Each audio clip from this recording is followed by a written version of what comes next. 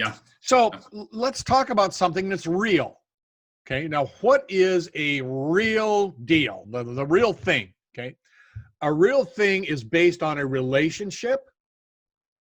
A real thing is based on service. We're going to talk about that. And a real deal is based on consumers buying a product, liking it for the value it gives them, coming back and buying more. Right? That's, if you've got these components and you have some way of making money, turning activity into dollars, you have a real deal. Right. Okay. You can't make money just by having people sign up on a list. Oh, you sign up 5 people, we'll pay you for recruiting. That's illegal because it's not sustainable. There's nothing behind it. There is no consuming. Yeah, you got to provide a legitimate product or service to be a real business, guys. And we do that. That's not maybe fancy. It's not super high tech, but it's real, and it will make you real money if you put your head down and go to work. So. And we talked about not too long ago this idea of what is economics.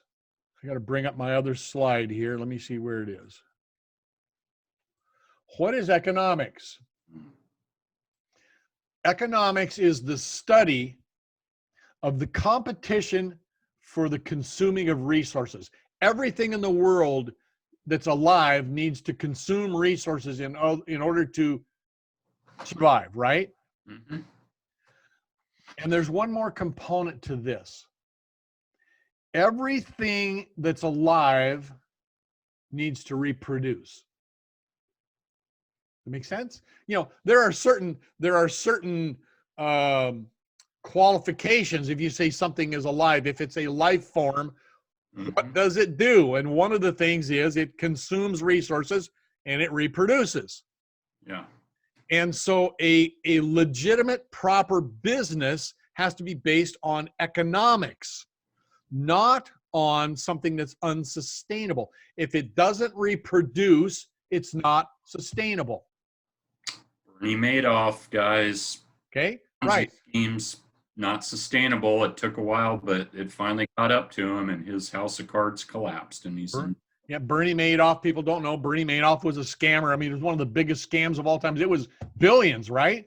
Billions of dollars in a Ponzi scheme, and he was promising unreal returns, interest rates, which should have been a clue to a lot of people. A lot of celebrities were caught up into it because he was kind of a high-powered guy, knew a lot of people who knew a lot of people, but the whole thing was based on it wasn't based on a real product or service. Nothing was being done. He was robbing Peter to pay Paul, essentially. And the word Ponzi scheme comes from a guy's name. His last name was Ponzi. Yeah. Charles, right? Charles Ponzi? Yeah, Charles Ponzi, yeah. And this was in the 1920s or something like that? Yeah. And he was one of the first people who kind of came up with this idea that if you got more money and more people investing, more money putting people in, then you had to pay people out the other side, that you could skim a bunch off the top and make money on it, except it's not mathematically sustainable. Now, I want to touch base on something because we talk about running the numbers, right? We talk about mathematics. We're getting off subject here a little bit, but there's a point here that I feel compelled to make. And one of my guys this morning said to me, I hope the numbers work for me. And I said, oh, wait a minute. So I teased him a little bit. I said, okay, folks, this is not a lottery. This is not a random thing. Unless you are an alien being from a foreign planet where mathematics doesn't apply to you, the numbers work. The numbers work. Mathematics don't lie. Right. So Val, they say the numbers work if you work the numbers. Exactly. It cannot fail. It cannot fail because mathematics is absolute. Everything is based on mathematics. And this comes back down to the consuming of resources and duplicating. So let's talk here about this. And then I'm going to turn this over to you, Brad, because you got some things you want to share.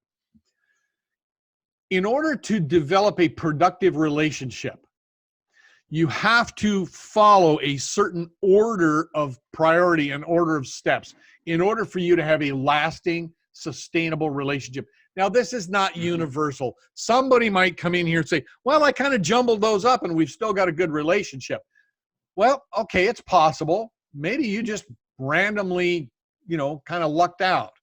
Mm-hmm. But for the most part, this is the best process to use. Now, I'm going to ask you to think about this in terms of any kind of relationship. We're talking about a business relationship, right? Yes. But is it so different, Brad, in a personal relationship?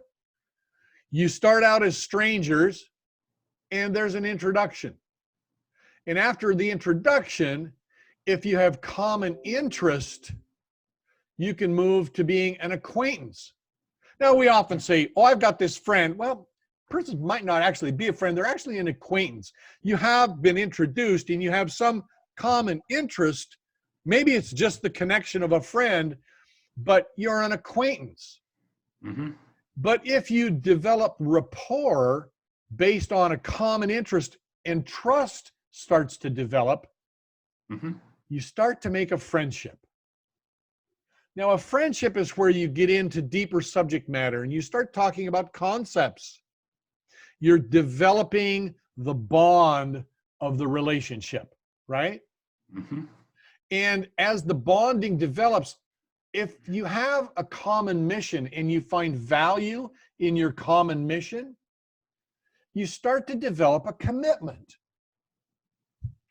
It starts to become, hey, Brad, you and I, we met, you connected with me.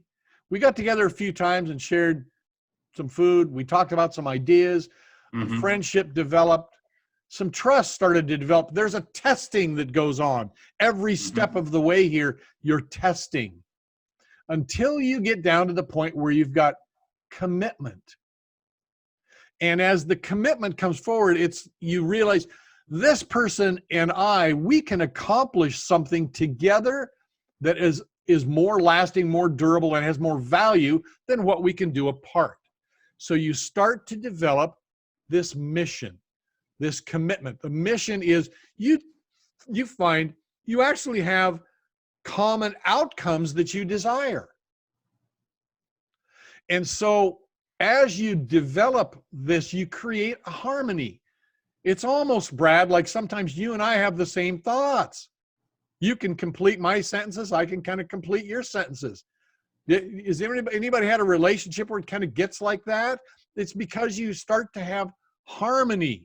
You might not agree on everything, but you just kind of find that, by golly, most of the time, Brad and I end up coming to the same place at the same time.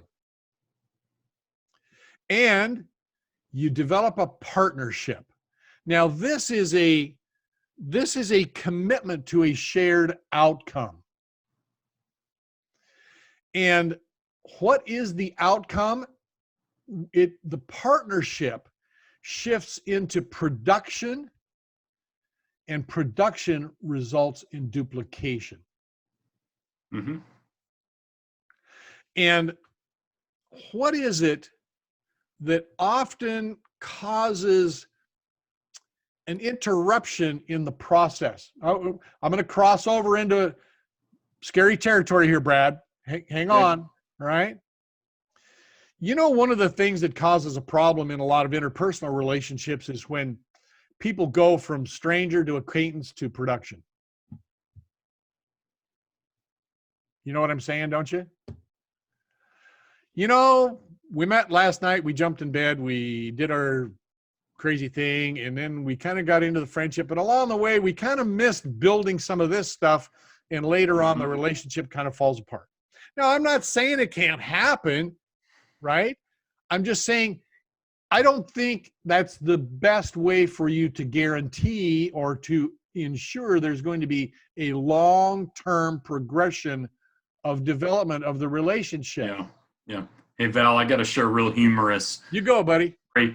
And I'll just say this. I've been married 33 years. When my wife and I first met, from our first date to tying the knot, getting married, 6 months. Now, that's not normal, but And that's so I'm kind of blowing a hole in your scenario here, but it does happen, but it's not normal. Okay. We're married 33 years now. So I didn't say it wasn't possible. And there's no time frame on this. yeah. This can go really fast sometimes. Yeah. Usually there's a progression though, and stuff doesn't usually happen that quick, you know.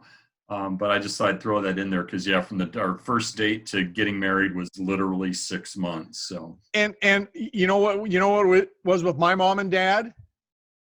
A month. oh wow. My mom was engaged when they met. Now why did that back in that day? That was World War II. Why do you think it took a month? They were in a hurry. They might not be back. They wanted to seal the deal. Right. It was actually right after the war. My dad had gone and my dad was on a ship that was sunk in the Atlantic. Long story there. And so, but it was after the war that they met. But life was urgent. They met each other. It just clicked. They knew what they knew, but they were a little older too. They'd had a bunch of life experience. That's an important thing. Yep. So I'm just sharing with you that if you're going into a process where you want to have the highest probability that you're going to have a successful relationship, this is a process that you would do. Now, I'm going to use myself and Ems as an example of this. Some time ago, 5 years or so ago, I keep saying 5 years, but the years go on, so it might have been more now. Okay, but I decided I wanted to be married again. I like being married. I love being part of building something. It is a special thing to have this relationship. And I took 1 year, no dating, no, interpersonal relationship, other than my business stuff and my friends but I wasn't dating. And I spent a lot of time thinking, praying, making a list of everything that I wanted in a mate, all the features that I kind of wanted. What were my priorities? Getting myself ready. And then I went out into the world and I started going through this process, and I chose to do that online because I didn't know anybody that met what I was looking for. I'm not going to take you through the whole discussion, but what I found in the process is, first off, I kind of like the idea, as it turns out, of going through this online in a distance relationship, because it gave us a lot of times. Ems and I, we didn't meet for 2 years. We became friends. We met in a business group. There's a lesson here. Somebody just asked me, just popped in this morning and said, help me find a boyfriend. Right? Amazing young woman from Asia, by the way, if anybody's looking, right? Just kidding, right? Kind of. But the point is, if you're looking for a relationship, my sincere suggestion is stop looking so much. Get involved in a business group. Get involved in a group of people that is constituted of really good quality people who have ambition. They're moving forward, and build a team. Build something. Become the kind of a person that another really great, ambitious person would want to be partnered with. Well, William James said this years ago, Val. I still remember the quote. He says, you attract not what you want, but that which you are. So you have to be the right person. You might wish you want this person, that person, but until you become that person, you're not going to attract that. So and we had somebody this week, didn't we, pop into one of our meeting groups, and we're right in the middle of doing a presentation and meeting, and this joker pops in there and says, I need a girlfriend. Who's I really need a girlfriend. And I thought, are you kidding me? Do you really seriously think that any woman that's any quality person is going to be attracted to that? Not in the least. This is the mental problem that creates so much of these relationship issues. If people would just get into a business group. This is how I met Ems. I was actually building business teams in Asia. I was doing what I teach, which is get into Facebook groups and find ambitious, smart, successful people Mm-hmm. and connect with them and build a relationship. I came into a group, and I'm not going to kid you. I'm a guy. I came in there and I said, who is that beautiful woman? And she just, something about her just slapped me on the side of the head. And I said, I'm going to send that woman a friend request. Now, I was recruiting, but I recognized certain qualities in her, and we became friends. And a lot of people have kind of heard the long story, but over a period of 2 years, our friendship and our relationship developed before we ever met, before I ever flew to the Philippines. And I practically had to beg her at one point. I said, okay, she was in another relationship. I was just breaking off one that I was in. And I told her, I said, I've come to realize that every woman I meet, I compare to you. So I'm just going to wait for you to be done with that guy. It's arrogant of me, I know, but I'm just going to wait for you to be done with that guy because he isn't good enough for you. And I said, and then I'm going to come to the Philippines and we're going to start getting serious about life. And she just kind of said, yeah, we'll see. And, 4 months later, she finally got tired of what that goofball was, not doing right. And she said, okay, buy a ticket, come to the Philippines and meet my family. You see, it took us 2 years just because it was physical distance. But in that time, we had the ability to go through a lot of these things. We were actually involved together in some financial transactions before we were officially a couple. I got to see how she handles money. I got to see how she thinks about her family. I got to see all of these things from a distance before we got down to duplication and production. You kind of follow the transition from a personal relationship. Now let's look at this in a business relationship. You're online and you come and you meet somebody that's a stranger, and step by step you go through these. But what's all of this based on? In our business, what is this based on? This is based on the value of the fact that, Brad, you do not represent a risk to me. I don't have to pay your salary. I'm not responsible for your pension fund. You don't represent overhead or risk to me in any way. So I can selflessly offer to serve you. And you start testing that. I'm using you and me as just a basic example. You start testing that. You ask me questions. You come to a meeting. You start looking at this.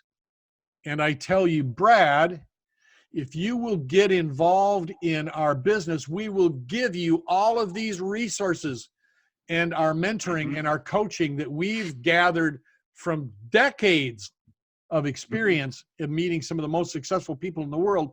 We're going to bring that together. We're going to give that to you. And then we're going to help you because we have the experience. We know how to talk to people. You're just learning. All you need to do is you need to go be recruiting, inviting people into meetings by whatever method you do. Some, excuse me, some people like face-to-face. Some people use mail lists. Some people are using Facebook.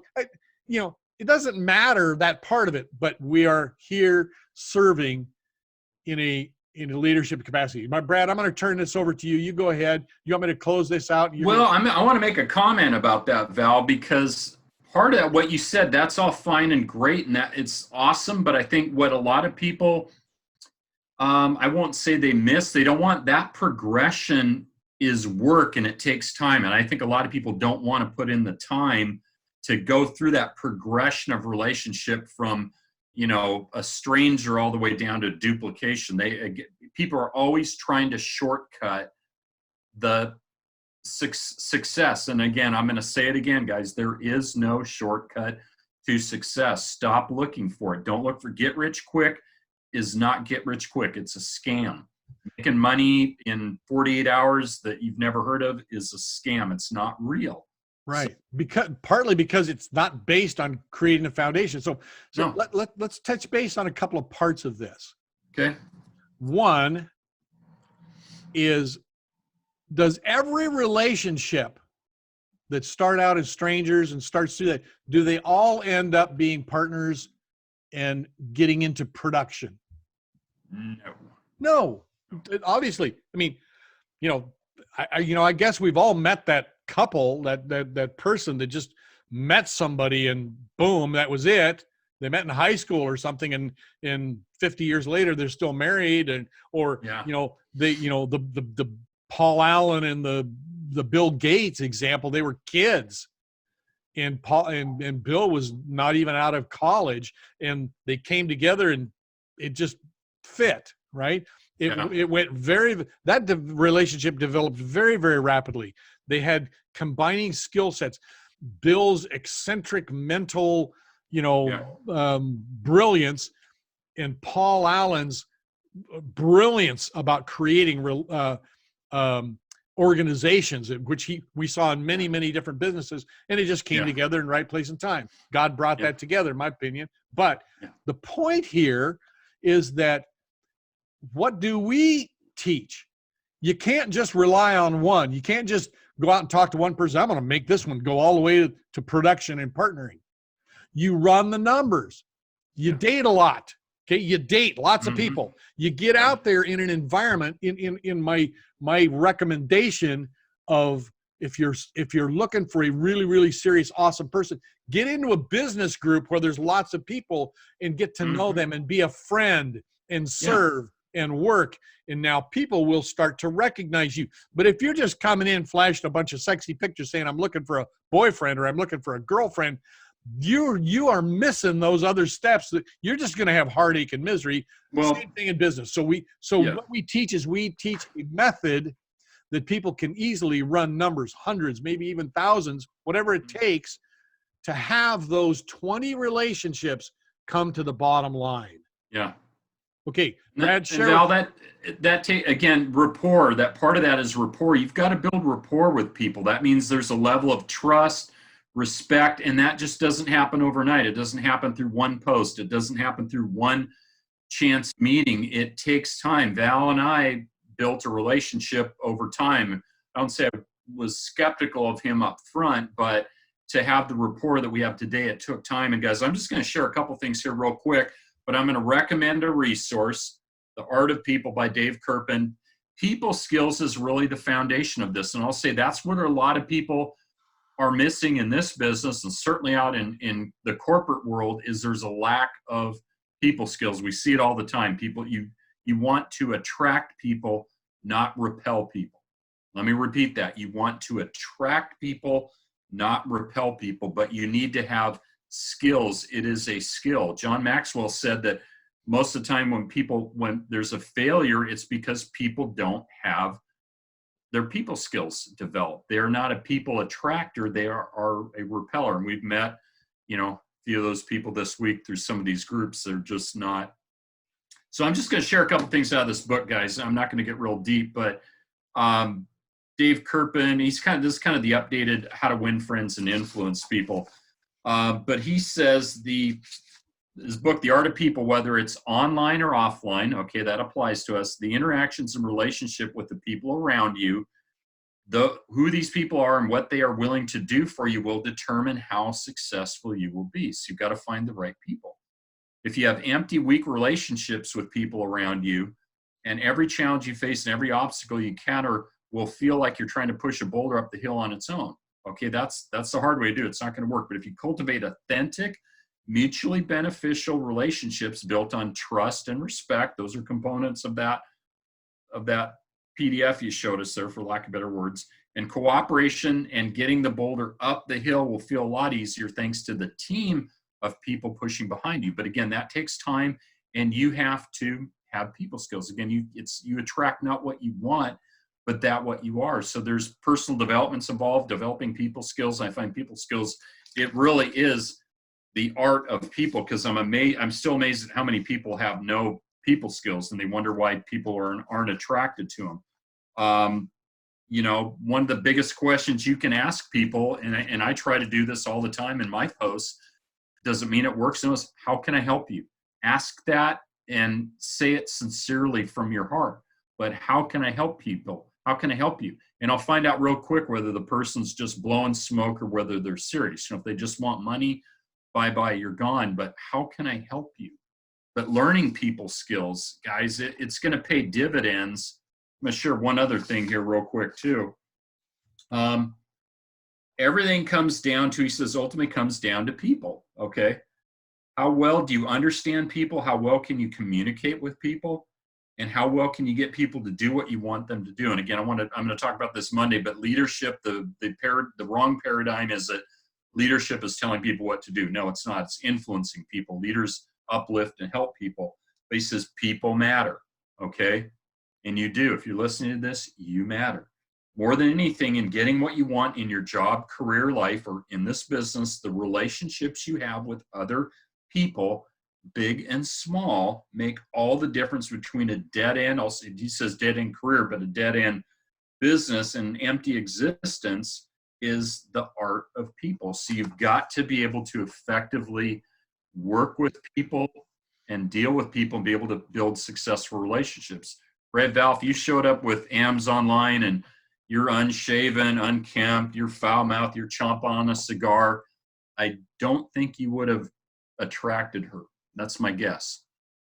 Probably true. So you've got to be the type of person that you want to attract, and that takes, and again, you have to have self-awareness. That is an ability of somebody too. Who are you? Do you know how you come across to people? Because if you don't, if you think you're just this big guy like, hey, I'm looking for a date, like this person said, well, you're going to have 20 people line up for you. No, not. You've got to, you attract not what you want, but that what you are. But you have to have people skills, especially in this business, to deal with people. That doesn't mean everybody's going to say yes, they don't, but you have to know how to respond to people. And Val, we've been seeing it on your teams, and I would probably emphasize this again. Ask questions before you invite people in. Qualify them a little bit. Are they looking for an opportunity? Do they want to make money online? Do they want to be part of an online community? And you'll have a better caliber person come in than if you just put somebody in a group, they have no idea what it's about, then they end up asking a whole bunch of questions because they have no ideas. But it takes skills to at least tell people, and I try to do this when I'm talking to somebody online, is find, what are your goals? What are you looking for before I take them to the opportunity? Because otherwise, 9 times out of 10, I'm wasting my time and theirs. So find out what these people are, but take some people skills. How can I help you? What are you looking for? Are you looking to make money online? Because we work with a team, and that's what we help people to do.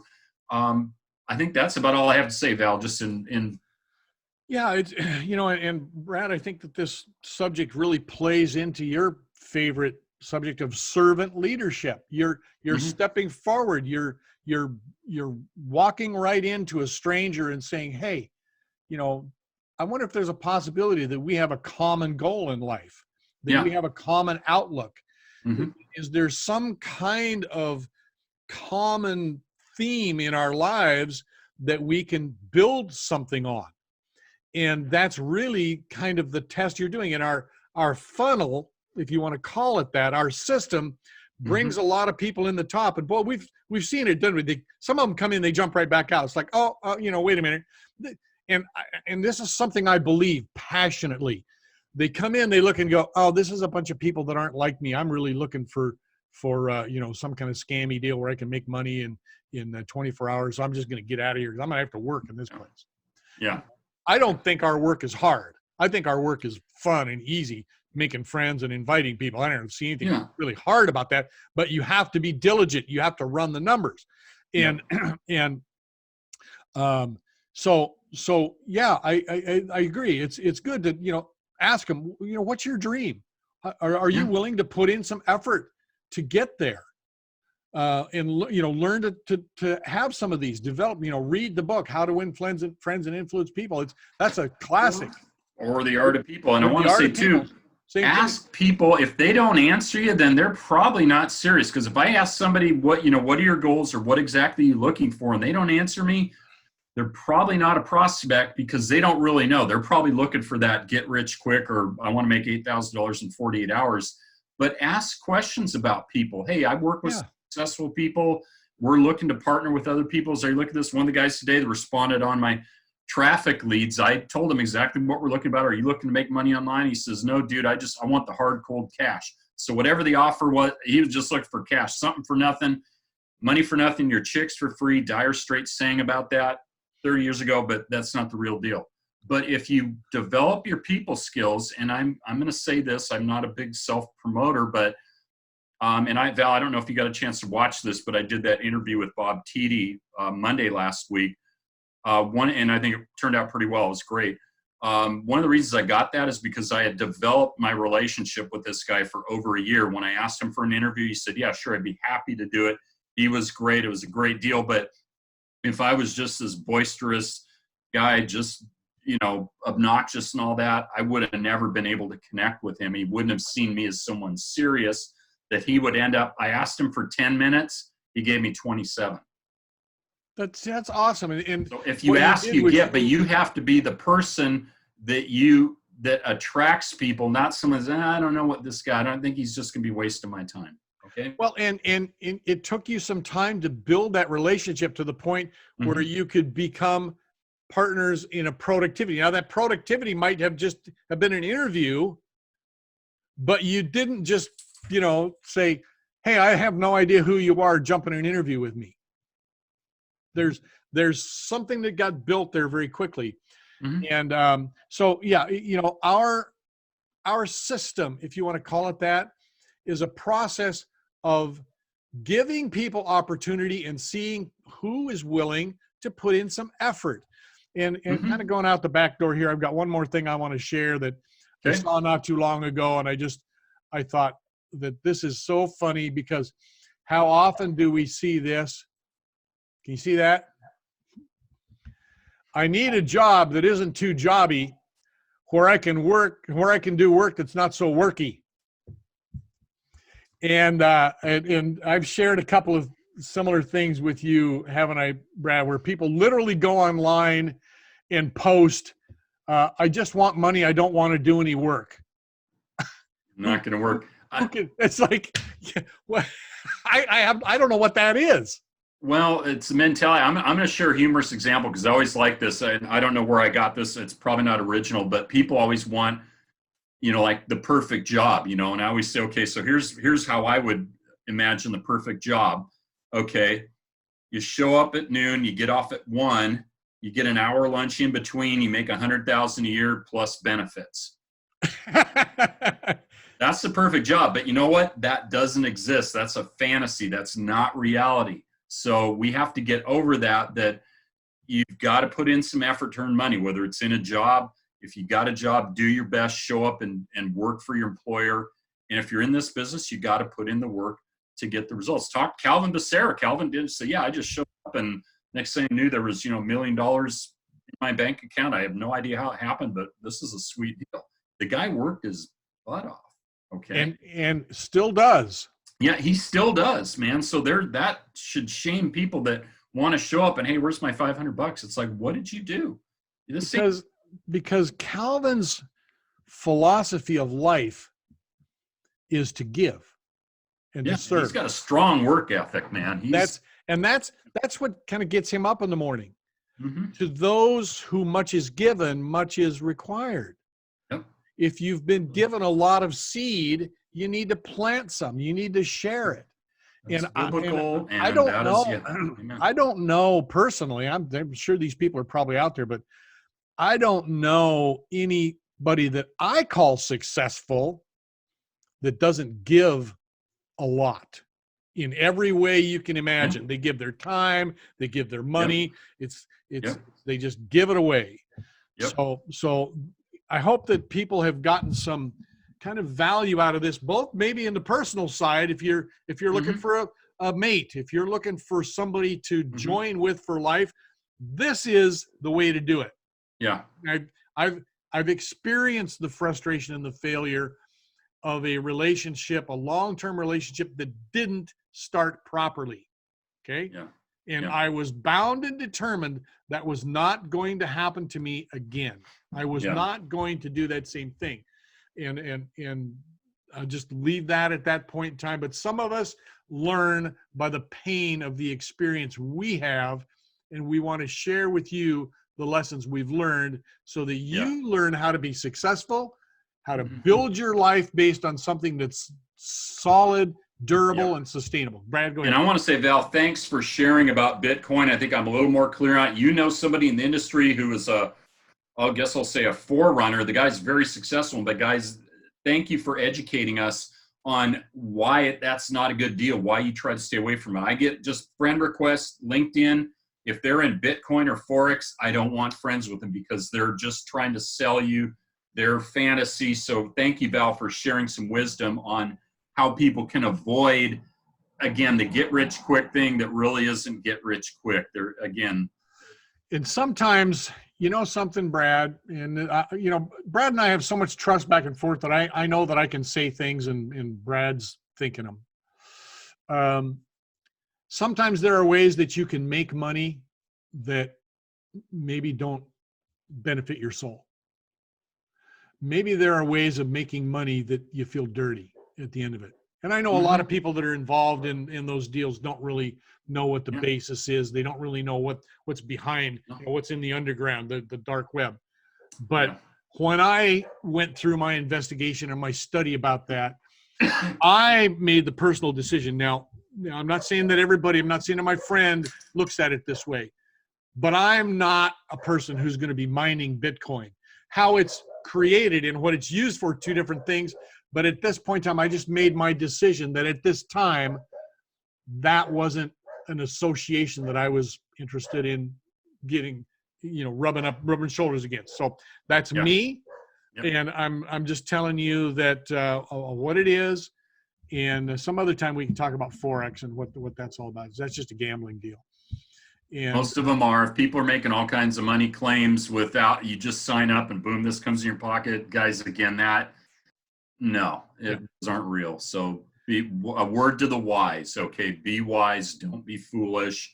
Don't fall for easy money deals because they're really not. This is not an easy money deal. It's work, but the money is great if you work it. So that's the reward. You have to get it by helping other people. Our business, we uplift and help other people, and we have to invest our time and effort to do that. And we're not sending anybody a bill for doing that. So something somebody posted this week said, I just want money, no investment. And I can tell you that that person just put a message out there, scam me, right? That's the scammers out there saw that and went, and they all rush in. Oh, here's this deal. Here's this deal. Here's this deal. And they do. It's like putting up a sign saying, victimize me. I'm vulnerable. I've got a pocket full of money on a street in Bronx or Harlem in New York. I've got $1,000 in my pocket. Just want to let you know. Yeah, it's, so here's the deal. There is no money for nothing. There is no return without some kind of an investment. But in what we do, you can invest time. You don't have to have money. You can invest time and create relationships, and through the Jeunesse opportunity, convert that into money in your pocket for everybody involved. Yep. There's about 3 sentences right there that wrapped up a whole hour. There we go. All right. Love you guys. Thanks for joining, Val. You're Love awesome, you, man. as always. Say hi to your wife for us. And you too. Tell Joni to say hi, give her a hug. You got it. And everybody, let's go and grow, practice our servant leadership. Let's give it away, and we'll see you on the beach. Yeah. Bye, guys.